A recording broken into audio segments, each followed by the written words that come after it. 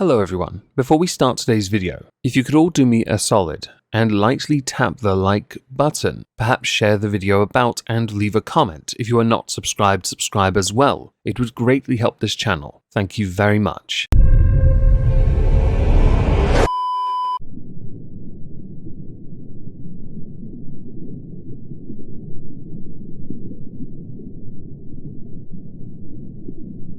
Well, isn't this just fantastic?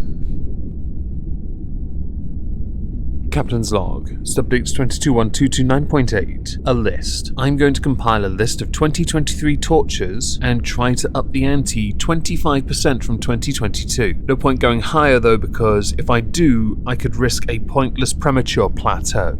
Hello everyone, welcome back to another video. Today what I'd like to do, as you can see from the title of Social Cringe, is take a look at 4 videos. Each of them will have a decreasing amount of cringe to them, ending with a vastly more serious subject. The reason for that is because of viewer retention, and the first video on its own without any assistance has many questions. It's thankfully short, but as we go through them, you'll notice there's potential for serial, and then it just deviates. So let's begin with the one that I find to be the most comical on the face of it, courtesy of Libs of TikTok. Why? Stop. Why is this thing not hot?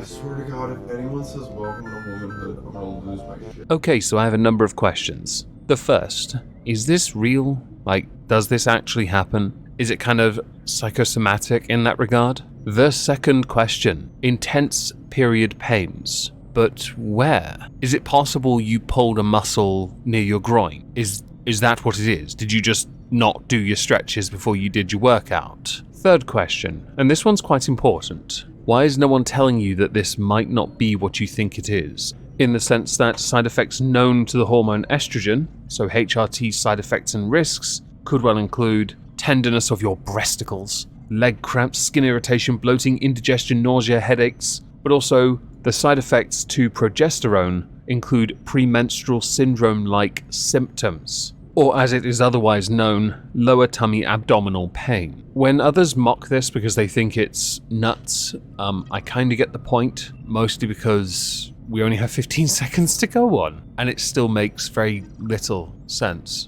On to the second video. I saw this via Julian, Miss Raven, I believe, who had mentioned that people got very triggered with her response to it, which we'll get to after I've played the video. When men say they want kids, I push. Why? First response I get is usually they want to be a father. Makes sense, but you can be a father to kids that are not biologically related to you. Ask why it's important for their kids to be biological. So many say legacy. This isn't Game of Thrones. I guess you were right. That does sound like a single mum. Now, jokes aside, it is a very good question to ask somebody, a potential suitor, why they would want to be a parent, of course. I just didn't realize it was a job interview and you were going to be a pedantic shit about it. I don't suppose you're somebody that comments on my videos, are you? So obviously, it's not the actual skin tone when we're talking about whiteness. It's the entitlement, privileges, microaggressions that white people indulge in because we live in a supremacist society. It's white. Think Stewie, Cool Whip. That's the noise you want to make when you say it. And you say white supremacist society. Why do I have to keep on mentioning the world's population as being 8% white? Yet somehow 100% of the problem these days. All the buzzwords as well. Interesting. The context for this, by the way, is safe spaces and all that, and arbitrarily deciding that those should exist based on race, because apparently some forms of segregation are totally legitness cool. Where whiteness is seen as the standard and catered to in everything that exists. In Hollywood, in government, in schools. And people will be like, you can't just base it off of that one racist person. When you're a person of color, it's never that one racist white person you encountered. The white superiority complex isn't everything you touch. I guess then I should stop fondling my new bottle of Arbelauer. I can't risk catching the whiteness. I don't suppose there's a cure for it, is there? That isn't just solely blacked. And when we do eventually tear down these structures of power, I do hope you have a solution that can rebuild this world to be better without the dreaded white people who will become mythical, like left-handed guitar players being good at the instrument, and Glenfiddich 12 being a banging vintage whiskey. It's never just one thing. And the way you carry yourself, your mannerisms, the way you speak, cumulative. And most white people are not actively fighting racism. I think you'll find it's because they're busy trying to organize a fight with Tyson Fury, who's too busy claiming he doesn't want money but will only fight big money fights. Also claiming everyone's a bum and a dosser, while not getting in the ring with them because he's a bum and a dosser. I guess you could say it's because of bureaucracy, politics, and infighting. No doubt you have no idea what that's like. What with you not being white, like myself in fact. We don't understand these things. We just talk to ourselves all the time, or talk into a microphone as our only form of conversation, while we of course totally fight the world's real injustices, like McDonald's existing. So if BIPOC folks in their leisure time, because it's exhausting to be around that 24/7. It must be exhausting if all you're doing in your life is looking for racism instead of living your life. I have frequently said, if you really want equality, you treat others how you want to be treated. If you can't do that and all you're doing is looking for a reason to be offended, you will find that finite amount of energy in your body is being expended with hot air coming out of your ears, and very little being accomplished. I would highly recommend instead a soothing medicament, a cold flannel on your forehead to cool that steam down. The energy should hopefully go back into your body. You might find multivitamins will do you some good as well. Get the analgesic ones, because your mouth is too busy writing checks that the rest of you can't cash. Want to be in the comforts of people that they trust, feel safe with, enjoy free time away from societal pressures of white dominance, which is constantly being pushed.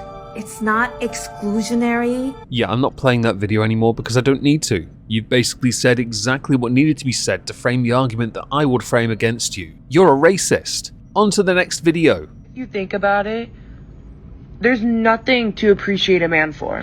Oh, I do love me some philosophy. I'm sure that is a deep thought, very prophetic, very intuitive, one that really provokes thought. 100%. This is like me pulling up the HRT stuff earlier on the screen, and if you noticed at the bottom it said menopause. I hope someone got the joke. It is born out of ignorance and, of course, misinterpretation and misunderstanding of grandiose points in favor of your own narrow-minded interpretation of what you really think about society. Now, granted, we don't actually have much more about what she says to get the greater context of it, but in reality, what's the point? The response is much funnier, and I'm going to play that response in full. This is James A. Dewar, the founder of Little Debbie and the creator of the Twinkie. And these two handsome men are Maurice and Richard McDonald, the original founder of McDonald's. This right here is Ray Kroc, the man most likely who brought a McDonald's to your area through franchising.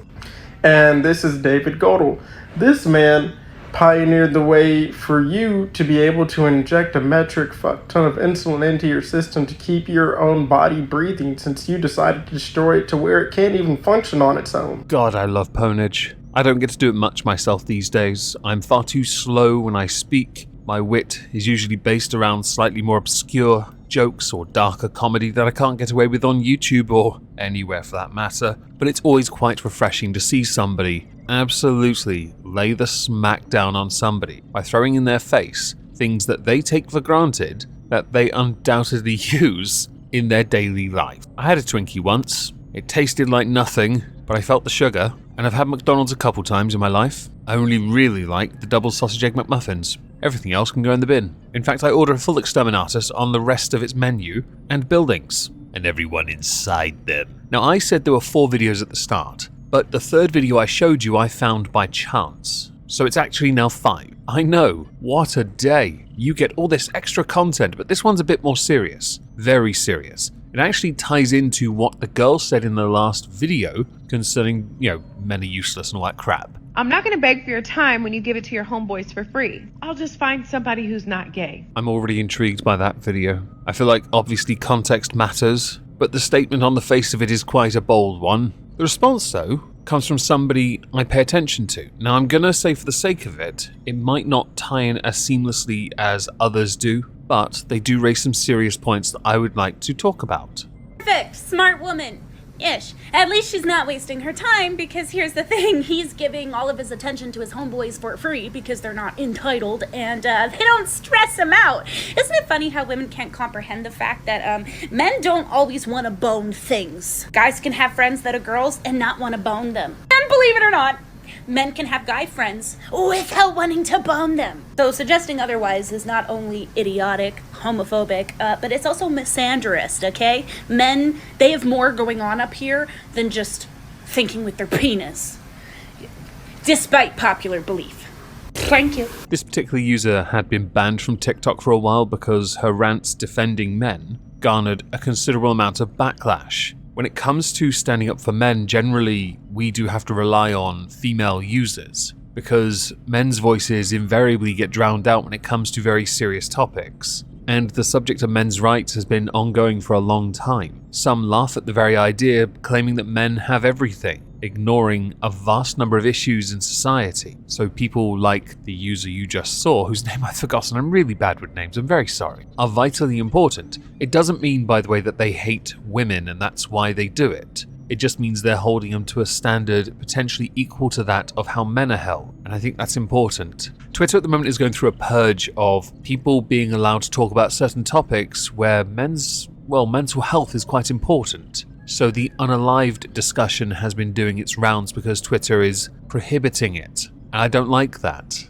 There's a large number of it, and the reasons why are vastly important. They need to be discussed, and they really don't get enough discussion. For the longest time, I have watched the honey badgers. Now, I know a lot of people don't hold them in the highest of regard, but there are creators there that I have followed for years. Karen Strawn was one of the reasons I even started on YouTube. Dr. Random McCam, fantastic creator. YouTube did a fantastic job destroying his channel. One of my very first followers on Twitter was Hannah Wallen. I think she was the first, in fact. Discussions on serious topics and where they start, how they start, always quite fascinating to me to watch. And I do like watching to see how people respond to, well, as put by the user whose name I've forgotten, again, very sorry, entitled. I never quite understood why on TikTok some people like to rant about their daily experiences, but in doing so open themselves up because of their very narrow-mindedness. But at the same time I get it, because to be on TikTok you have to churn out so much just to get in the algorithm, just to get noticed, just to get the attention. You should take a page out of her book and